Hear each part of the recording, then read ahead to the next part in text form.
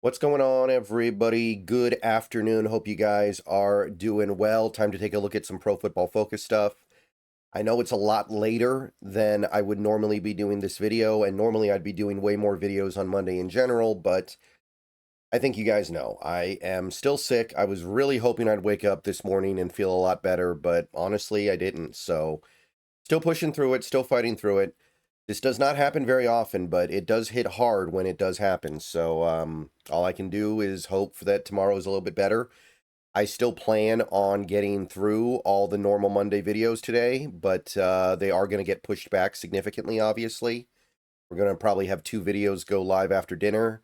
So just keep an eye out, and all I can do is say you can watch them whenever you want to. You can watch them tomorrow, you can watch them tonight, you can watch them later this week. The information never really changes, and I just watched Josh Naylor hit a home run. And that's a little more interesting than Pro Football Focus stuff, admittedly, but more on that in 60 seconds. All right, guys, let's take a minute so I can tell you guys about Sleeper. I'll tell you a little secret as well. It's more than just a platform for fantasy leagues. This year, millions of users have enjoyed playing fantasy sports on Sleeper, but there's so much more to it. You have live stats, real-time updates of all stats. You have a news feed with lightning-fast updates on players and teams, and a real-time chat where you can engage with other users about plays, performances, games, all kinds of stuff during the sports season. So download Sleeper, experience it for yourself, and don't forget to use my promo code SBN to get up to a $100 match on your first deposit, and pair that with their new promo that will give you a free $20 entry, no deposit needed. So you can use both of those promos. Terms and conditions apply. See Sleeper's terms of use for details. Currently operational in over 25 states and going. So check out Sleeper today and use those promos. Man, I looked and sounded so much better before I got sick, didn't I? Well, actually, I kind of looked the same, but I certainly sounded better. So, yeah, we're going to take a look at the offense here on Pro Football Focus. Going to look at their grading, going to look at their numbers. Again, not saying they get everything right, not saying they get everything wrong either, but I do think it's useful information. And this is obviously the side of the ball that was pretty good yesterday. It wasn't stellar. The defense, I think, was the side of the ball that was stellar, so I expect that to be reflected in the grading. So we'll see what Pro Football Focus has to say. So I'll record this video, get it up, and then watch the Mariners finish this game off. What a turn of events for those guys, by the way, but we'll talk more about that in a video that relates to them directly. So, yeah, the Seahawks offense, top-level grading, not too shocked with the guys at the very top. They're the guys that I talked about a lot. We got Sam Darnold at the top. Now, I believe this is the highest graded game he's had all year. I don't know if I think it was his best game of the year. I think that he was probably better against Tampa. I think that he was probably better against, I'd say, New Orleans, although New Orleans was kind of easy mode. Yeah, I don't know. I don't think this was his best game, but I think it was his best graded game, so that speaks to his tremendous efficiency. 94.6. You're not going to find very many games with a grade even approaching that. JSN, second place, and imagine what the grade would have been if he didn't pick up the penalty. And we discussed the penalty at length in the Discord when it happened. My view is, my understanding is that spinning the ball is an automatic penalty. I don't know if they changed that in the last few years, and some referees are aware of it and some aren't. I know some people have said that that's not the case anymore.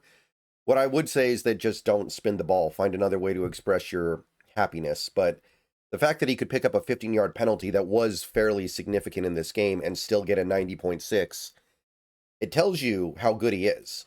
And it really speaks to how ridiculously efficient he is as a receiver right now, and that he might be the best receiver in the game.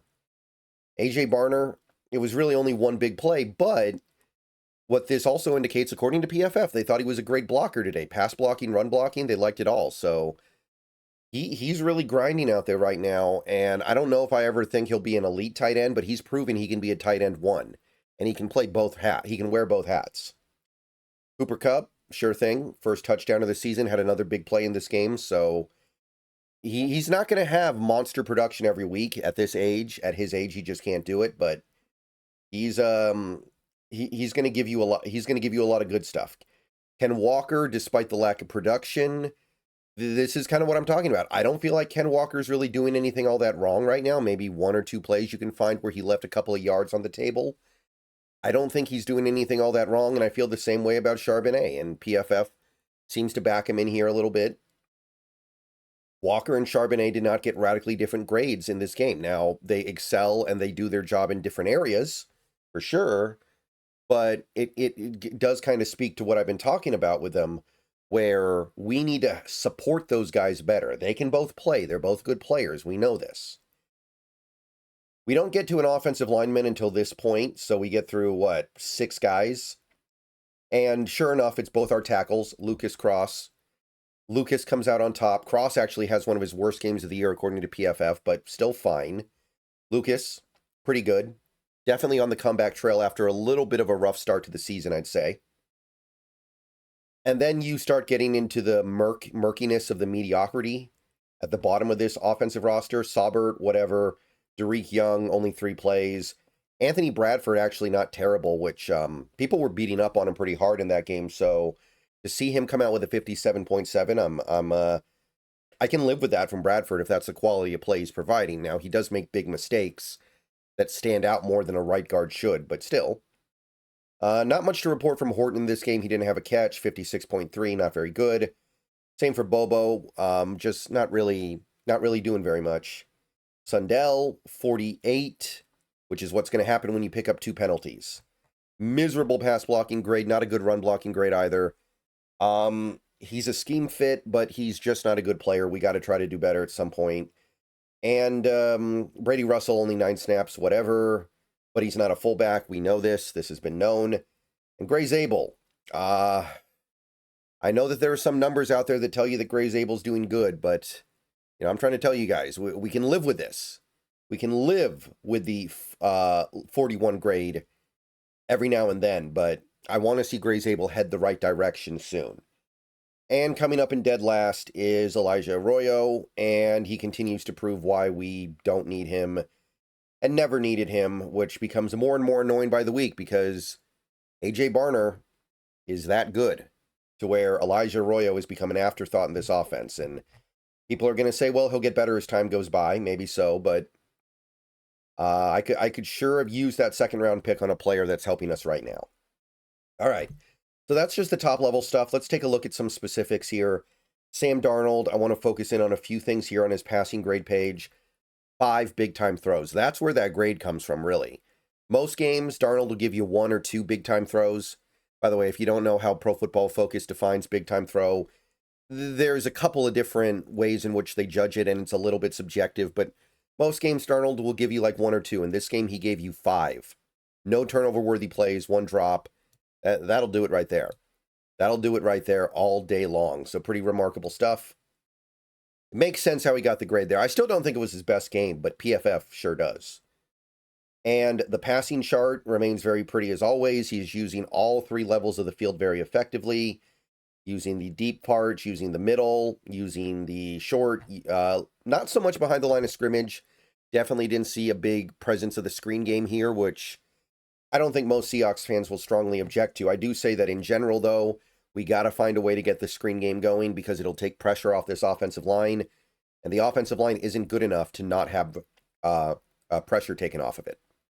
So it's still a very pretty passing chart. You can't ask for much more from your quarterback. Receiving grades, I don't look at very much on this page in general, but the one thing that I like to look at is the slot versus wide distribution, specifically for JSN, and oh boy, JSN lives on the outside, and I'm going to say it again, I know that he's not playing a pure X, but he's certainly not lined up in the slot right now. 25 snaps considered a wide receiver, 2 snaps listed as a slot. So he is doing it the hard way. There's no other way to put it at this point. And there doesn't look like there's going to be any pivot here. Cooper Kupp owns the slot. Elijah Arroyo's using the slot more than JSN at this point, pretty much. So this is just what we got. And it's pretty sweet. And it's not what I thought we'd get at all. I believe that JSN could be the best slot receiver in the league at some point in his career. I certainly didn't think he'd ever be the best receiver in the league in his career, but he just might be. He just might be, guys. And I do like to look at this page just for really one thing for the most part. I just like to see how JSN is being moved around and matched up against different defenders. And again, in this game, look at this. He's matched up against their linebackers on 2 targets, matched up against Monteric Brown 3 times, matched up on Travis Hunter 3 times, Jordan Lewis 3 times, and then Greg Newsome for the 61-yarder. So Greg Newsome, that's the big one, but I love how he's matched up against so many different players. Getting JSN on a linebacker right now is just death. And I believe, if we scroll down far enough, I do want to see something here, just out of curiosity. Versus Greg Newsome, it looks like that's the only completion we got, which surprises me a little bit. I thought we'd attack him a little bit more, but you can see how fruitful it was the one time we did target him. All right, so that's it for that. The target, the rushing direction stuff, not a lot to learn this week, honestly. Not a lot to learn. Nothing was all that effective except for off-right guard and off-right tackle, and there were only 2 attempts, so it's not even a remotely meaningful sample size. Didn't have success running to the left at all, really. Maybe it was okay off left guard, nothing up the middle, off the right side. I don't know what to do with this, honestly. There's not enough to work with. And it wasn't really successful anywhere in any meaningful way. I mean, it's not surprising the right side is probably our best direction, but again, 2 carries. 1 off right guard, 1 off right tackle. So what can really be said other than the running game didn't work, and we got to go back to the drawing board just a little bit there. All right, that's going to do it for that. That's really all I can say. I wish I could say more, but it just was not effective in general. Let's take a look at some offensive line stuff to close out this video. So, pass protection, pretty clean. And you can see why Pro Football Focus got to the conclusion they did. They gave the sack to Jalen Sundell, and they gave 2 pressures on top of that to him. So if you're a center in this league and you're giving up 3 pressures in a game, you've got big problems. That's virtually unplayable. As a center, you shouldn't be giving up more than 1 pressure a game. And honestly, 1 pressure a game is still not good. So that's really the only big problem here. Charbonnet got a very poor grade, but he didn't give up anything numerically, so I don't know what to call that. No harm, no foul, I guess. But I will say Charbonnet's not having a very good season pass protecting, which is disappointing.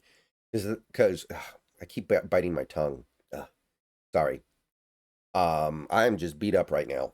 But Charbonnet's not doing a lot to advocate for the whole 3rd down back thing that I talk about with him, because I think that's his role in this offense. Zabel was clean numerically. Bradford had 1 pressure allowed, which, okay.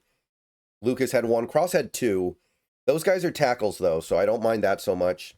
Pretty good. No big objections here.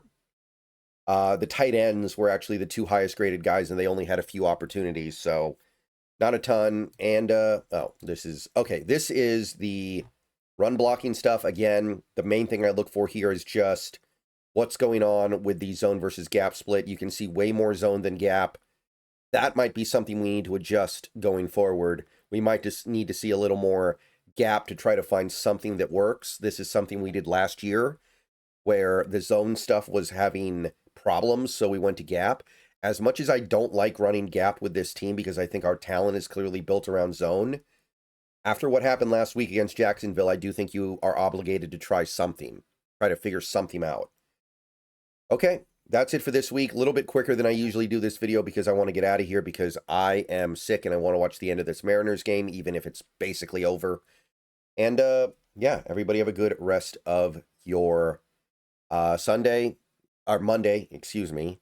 And there will be more videos. They're just going to come out later than usual because of my circumstance. All right, go Hawks.